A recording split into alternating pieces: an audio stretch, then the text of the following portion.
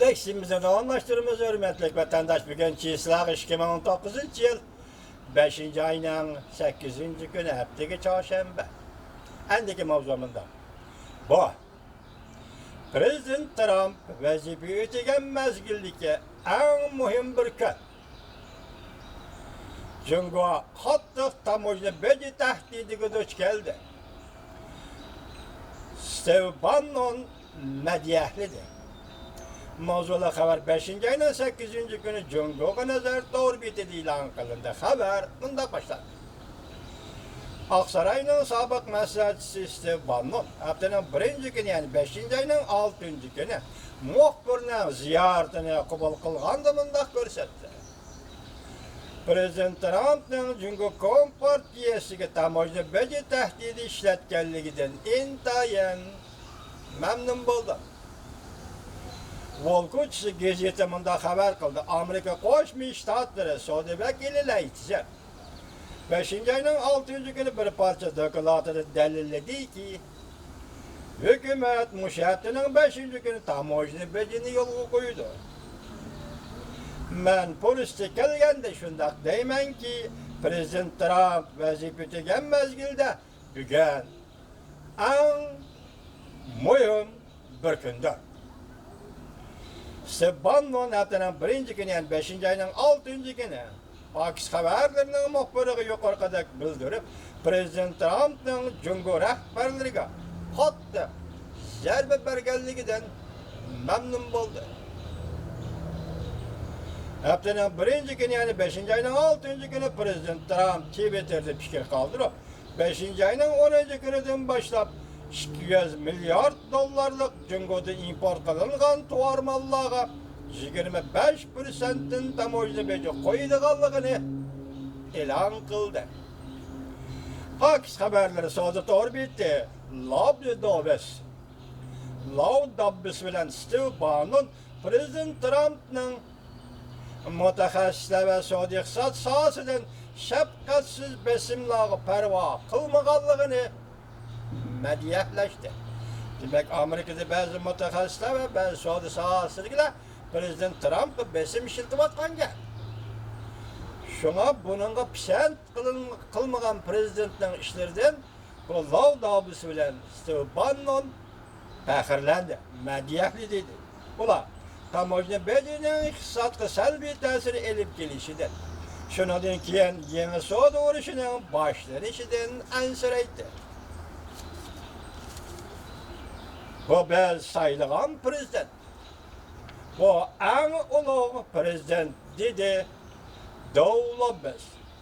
Steve Bannon mundaq görsetti.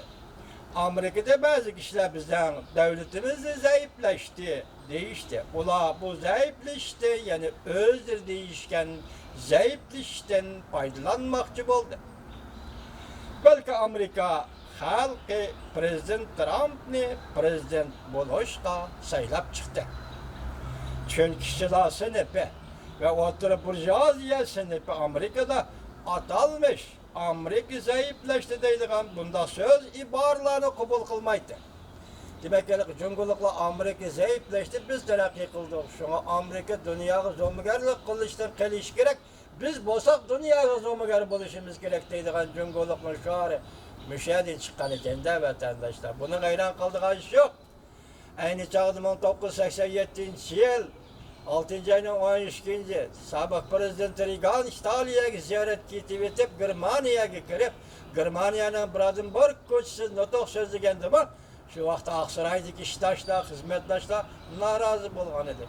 Rusiyaga çekilmaylı, komünizmga çekilmaylı, teşvikte birlik turaylı deyişken edi. Lekin şu vaqtda rahmetlik Prezident Reagan Germaniyaga kirip notikni sözlep 2 yıldan keyin sosyalizm ve komünizm lagerini Avrupa'da bitçit kılganı. Bugün endi okşaşta Prezident Trump'ı tanqidlaydigan kişiler var eken de Amerika'da.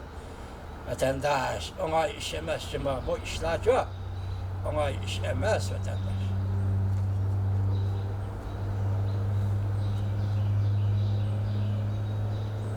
Steve Bannon mundaq görsetti. Ötken o yıllar erken Saudi siyasi iş ordine Cungo'ga elip gitti. Pintayni qatarlıq zərlik doğrular Amerika bazarıga kirdi. İşte Barnum bunda ko'rsatdi. Tamoyla beji ve baj erişli emas. Sodi siyasi taktikisi işçiler sınıfının kudretli pişiği ve Amerika'da kadar kıymet erişişi münasebet çıktı. Prezident Trump qarşı durğuçular payda qılğan vahime taktikisi qartası Barnum bunda korqatqıcı neze perezlege zerbe verdi. Bu fakat vahime payda qilish planıdır dedi. Xuddi Angliya Yevropa parlamentidan chiqib ketadigan ishdak bir ish. Xuddi amaliyotda purchoq setish sodasiga erisholmasak, undaqda sen paychak bozorida baho tushishga va iqtisodga ofat yetib kelishga duchor bo'lasan efendim. Prezident Trump o'rnidan dasturda bularga yuqoridagi fikrlarga qarshi turdi. Prezident Trump'ın tamoyda bejini tanqid qilguvchilar Jungo Kompartiyasining Wall ko'chisidagi qo'llovchilardir. Adash. Hozir Prezident Trump'da Amerika tanqid qilayotganlar Jungo Kompartiyasining Wall ko'chisidagi qo'llovchilardir. Va ularning Amerika sanoatidagi qo'llovchilardir. Adash. Bu kişiler Prezident Trump'ı besim işletkenlikten, endilikten namus his kılış gerek dedi. İşte Barnum efendim.